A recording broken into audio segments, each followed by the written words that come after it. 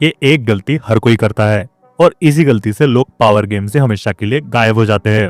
सबसे बड़ा रिस्क क्या है? गला कटना, करियर गिरना, इमेज डिस्ट्रॉय होना? नहीं, इग्नोर हो जाना, क्योंकि इग्नोर्ड लोगों का कोई फ्यूचर नहीं होता। Welcome to the another episode of the 48 laws of power Hindi explained. यहाँ हम डिकोड करते हैं पावर, साइकोलॉजी और इंसान के छुपे इरादों के राज। यह है law 6, code attention at all cost. इस लॉ ने नोबडीज को लेजेंड बनाया और केयरलेस लोगों को हिस्ट्री से इरेज कर दिया। तो शुरू करते हैं एक स्टोरी से। 16th सेंचुरी यूरोप, एक नाम Cesare Borgia, powerful, strategic, fearless. पूरा इटली उसके सामने झुकता था, पर एक फिगर था, जियोवानी बेंटोग्लियो, बोलोग्ना का ruler, decent leader, calm, low profile. बस एक problem, he stayed too quiet. जब इटली फ्रेगमेंटेड था, अलायंसेस शिफ्ट हो रहे थे, सब अपने इन्फ्लुएंस को लाउड और विजिबल बना रहे थे। बेंटोग्लियो ने सोचा low attention equals to safety, लेकिन पावर के गेम में low attention equals to vulnerability. Cesare Borgia ने पब्लिक का स्पॉटलाइट कैप्चर कर लिया। Grand entries, bold action, dramatic campaigns, सारी इटली की नजर बोर्जिया पे ही थी और बेंटोग्लियो क्राउड को याद ही नहीं था कि वो एग्जिस्ट करता है। रिजल्ट, जब बोर्जिया ने बोलोग्ना मार्च किया, कोई अपोज नहीं हुआ, कोई डिफेंड नहीं हुआ, कोई सपोर्ट नहीं मिला। बेंटोग्लियो इतना इनविजिबल हो चुका था कि लोगों को फर्क ही नहीं पड़ा कि वो रिमूव हो गया। एक रूलर जो स्पॉटलाइट से बचा, वही स्पॉटलाइट की कमी से वाइप आउट हो गया। पावर गेम में बैकग्राउंड में रहना सबसे बड़ा सुसाइड होता है।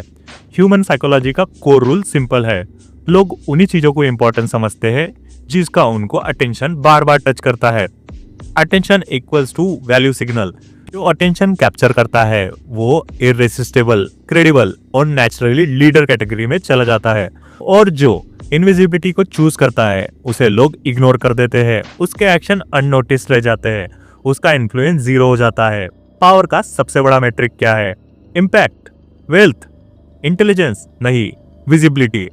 अटेंशन ही तुम्हारी एग्जिस्टेंस वैलिडेट करती है। इसलिए किंग्स, पॉलिटिशियन, सीईओज, इन्फ्लुएंसर सब अटेंशन के लिए फाइट करते हैं, क्योंकि attention control equals to narrative control. अब चलते हैं सेकंड स्टोरी की ओर। 17th सेंचुरी फ्रांस, एक परफॉर्मर जोसेफ पुजोल, प्रोफेशन एक बिजार टैलेंट।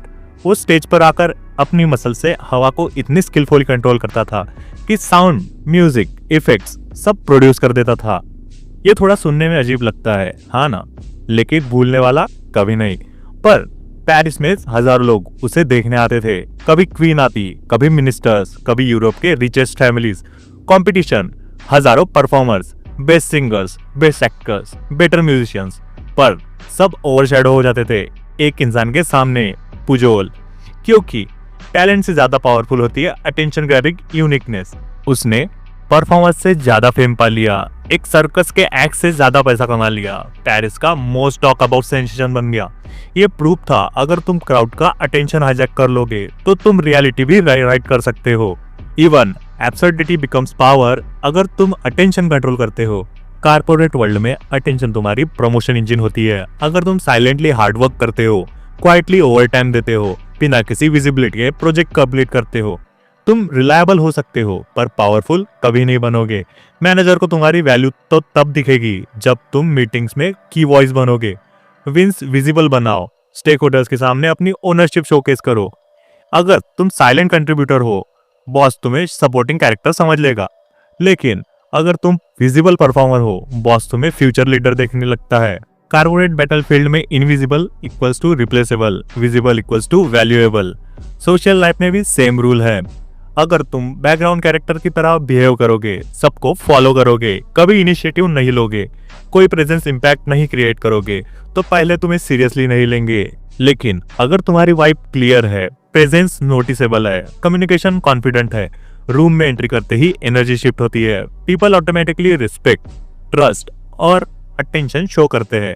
अटेंशन ही सोशल ग्रेविटी होती है। जिसके पास अटेंशन होती है वो लोगों को ऑर्बिट करवाता है। लॉ सिंपल है बट ब्रूटल भी। अटेंशन कोट करने का मतलब ये नहीं कि तुम लाउड या डिस्परेट बन जाओ, इसका मतलब है स्ट्रेटेजिकली स्टैंड आउट करो।